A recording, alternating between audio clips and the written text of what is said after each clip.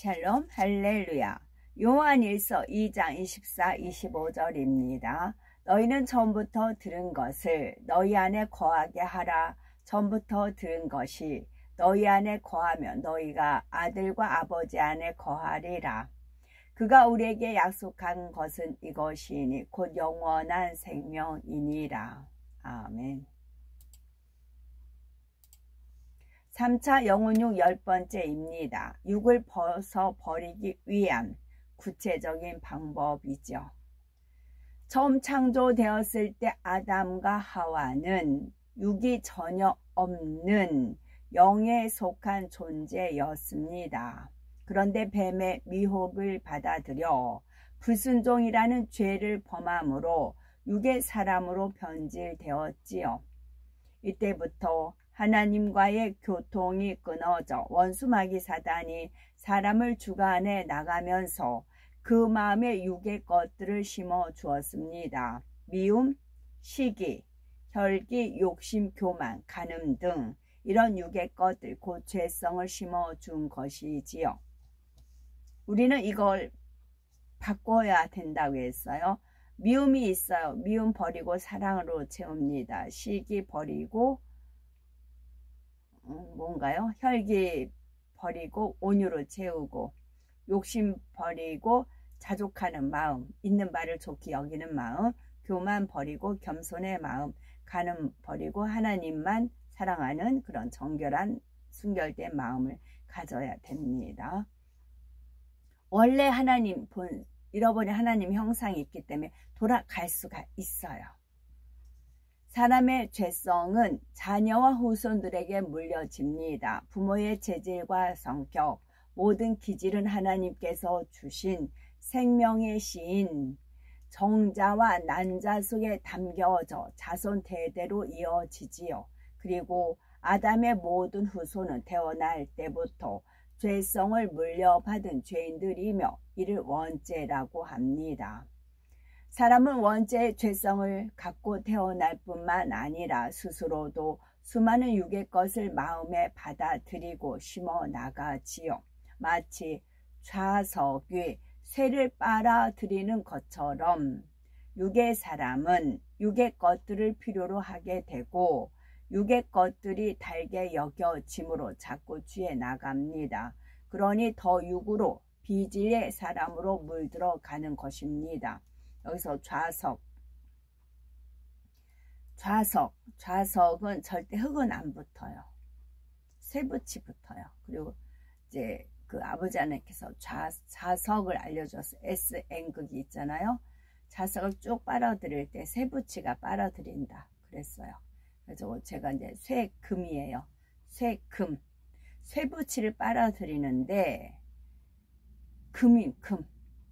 거기서 쇠붙이 빨아들이는 데서 금을 축출한다. 사금.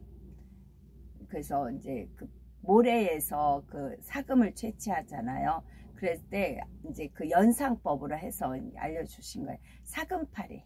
또 그릇 깨진 거 있죠. 그거 같은 사금파리 하면서 바닥에, 땅바닥에 금 그려 놓고 사금파리 했던 그런 저의 어렸을 때 모습을 떠올려 주셨거든요. 전 또 사금파리 또 잘해요.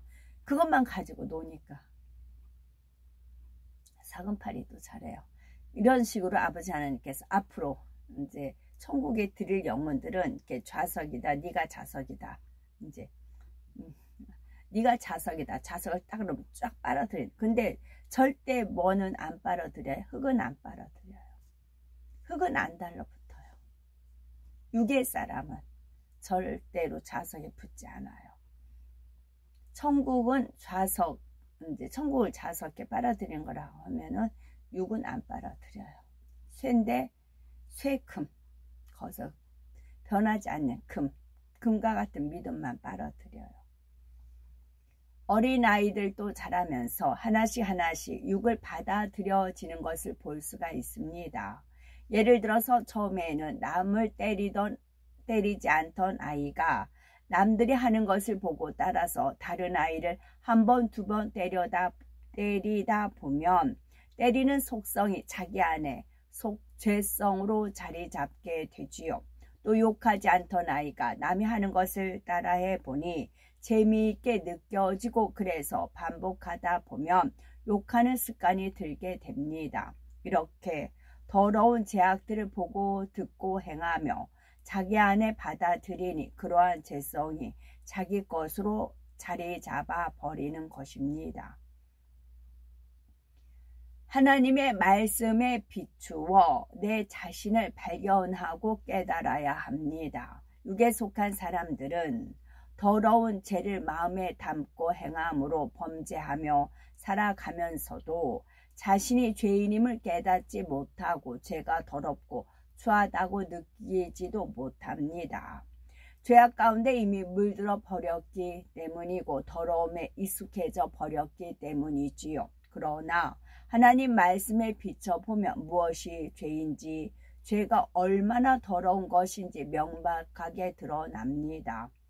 히브리서 4장 12, 13절에 하나님의 말씀은 살았고 운동력이 있어 자위의 날성 어떤 검보다도 예리하여 혼과 영과 및 관절과 골수를 찔러 쪼개기까지 하며 또 마음의 생각과 뜻을 감찰하나니 지으신 것이 하나라도 그 앞에 나타나지 않음이 없고 오직 만물이 우리를 상관하는 자의 눈앞에 벌거벗은 것 같이 드러나느니라 하였습니다.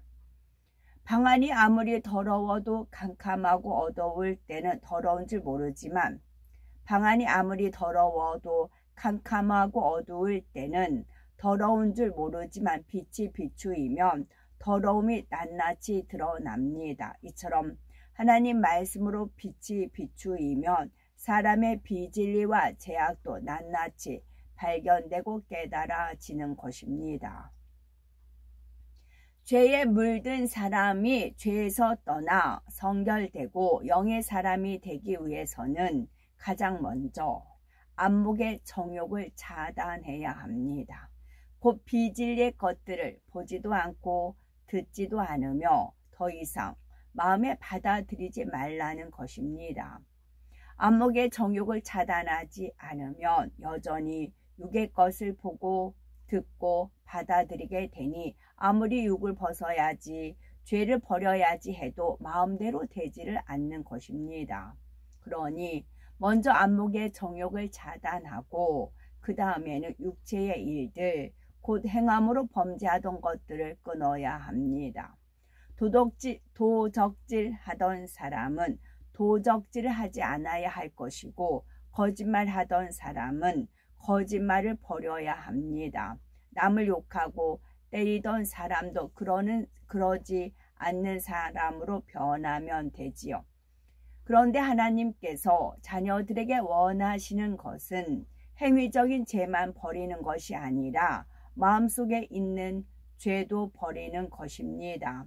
요한일서 3장 15절에 그 형제를 미워하는 자마다 살인하는 자니 살인하는 자마다 영생이 그 속에 거하지 아니하는 것을 너희가 아는 바라 한 것처럼 행함으로 미움이 드러나지 않았다 해도 상대를 미워하고 있다면 하나님께서 보실 때는 이 또한 악한 것입니다. 육체의 일을 행하여 범죄하면 원수 마귀가 각종 재앙으로 시험 환난을 가져다 줍니다. 현저하고 명백한 악을 행하여 스스로 어둠에 속한 것이 되므로 원수 마귀가 송사할 때 하나님께서 지켜주실 수가 없는 것이지요. 그런데 육신의 일이 남아 있을 때는 육체의 일처럼 시험 환난으로 재앙이 오는 것은 아니지만 그 마음의 죄성까지도 버릴 수 있도록 하나님께서 연단을 허락하시는 것을 보게 됩니다. 예를 들어서 어떤 사람이 우리를 미워함으로 경우에 맞지 않는 무례한 행동을 하고 공공연하게 무시하는 등 심히 괴롭힌다고 합시다. 이에 자존심이 상하고 상대가 이해되지 않으며 그로 인해서 속상한 일이 계속 생기는 것이지요.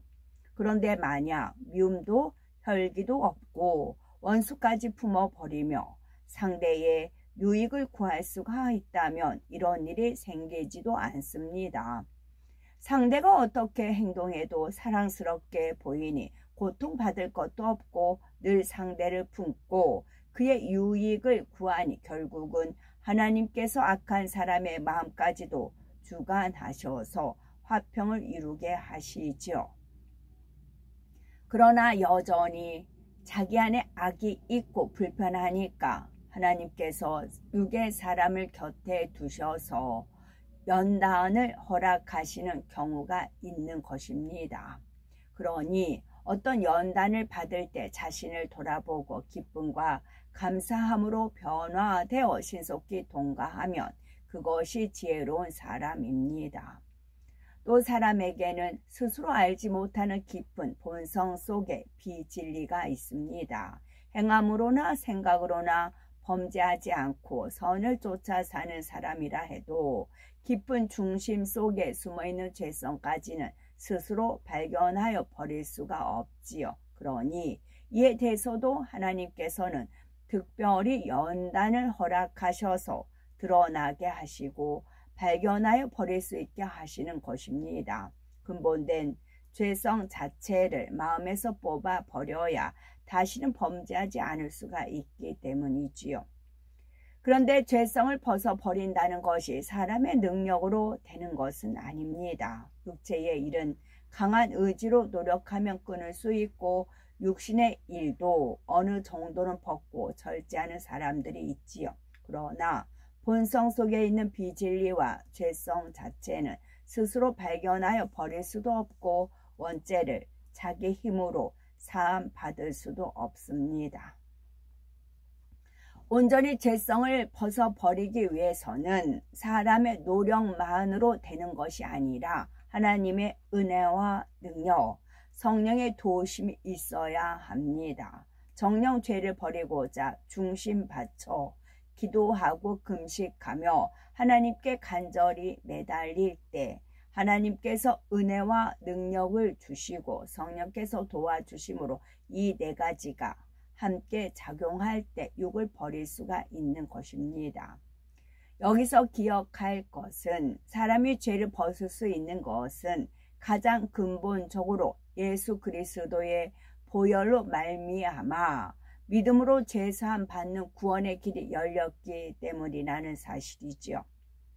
때때로 세상에 보면 주님을 믿지 않는 사람들 중에는 수련을 통해서 마음을 다스릴 수 있게 되고 세상에 대한 욕심을 끊었다고 하는 경우도 있습니다.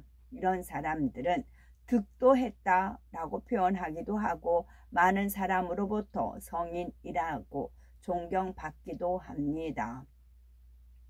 그러나 만약 스스로 마음을 다스릴 수가 있고 자기 의지 가운데 범죄하지 않는 사람이 있다 해도 이미 원죄를 타고났으며 본성의 죄를 갖고 있기 때문에 그는 여전히 육에 속해 있을 수밖에 없습니다. 또한 이전에 지은 죄는 해결되지 않고 남아있기에 여전히 죄인인 것이지요. 여기서 공자 그 책을 읽다 보니까 거기에 이제 공자가 이제 제사 지내는 그런 것이 나오는데 땅에다가 술을 붓는다 그런 표현이 있더라고요. 땅에다 술을 붓는다. 그러면서 제가 그 보살한테 들은 게 뭐냐면 그 산에 가서 길을 받으려고 악한 귀신 길을 받으려고 뭘 잔뜩 이제 짊어지고 가는 거죠. 그러면 이제 발이 도저히 안 떨어진대요. 그러면은 그 귀신이 막 이제 속삭이는 그 귀신이 땅에다가 술을 붓고 막걸리 아까 그거 산 막걸리 있지 그거 퍼 그리고 뭐 있지 그거 걷다 놔 그렇게 지시한대요. 그리고 이제 귀신이 시킨 대로 하면 발걸음이 떨어진대요.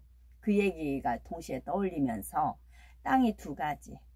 그러니까 원수마귀 사단, 그러니까 하나님께서는 우리 마음의 땅이잖아요. 마음에 술을 붓는다. 우리 마음에 성령이 충만함을 입어야 돼요. 성령의 성령의 술. 세상 술에 취하지 말고 성령의 술에 취해야 되는 겁니다. 우리 마음밭에는 성령으로 취해 있어야 돼요. 그러나 세상 땅은 뭐예요? 세상 술에 취해 있어야 돼요. 원수마귀 사단은 무엇이든지 흉내를 내니까 그거 읽으면서 읽으면서 이제 그런 깨달음이 왔어요. 그러니까 세상에 득도했다. 진짜 저쪽에 가도 있어요. 어떤 모션을 취하면은 안 움직여요. 가만히 있어요. 어떻게 저럴 수 있을까 싶을 정도로 그래요. 인도에는 또 그런 게 뭐 사람이 붕 뜨기도 하고 그런 게 있잖아요. 또 뭐 영이 뭐 나갔다가 뭐 한 바퀴 돌고 뭐 온다 그런 말이 있잖아요. 있을 수 있다고요. 그래서 우리는 우리 마음밭에 성령 술이 취해져 있어야 됩니다. 세상 사람들은 그 땅에 술을 취해야 뭐 제사 지낸다 어쩐다 이제 하듯이 그런 겁니다.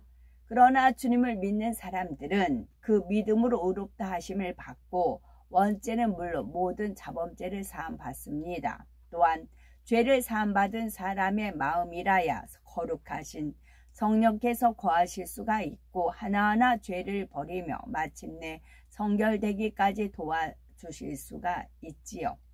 그러면 더 구체적으로 우리가 노력할 때 어떻게 하나님의 은혜와 능력, 성령의 도우심을 받을 수 있는지가 있습니다.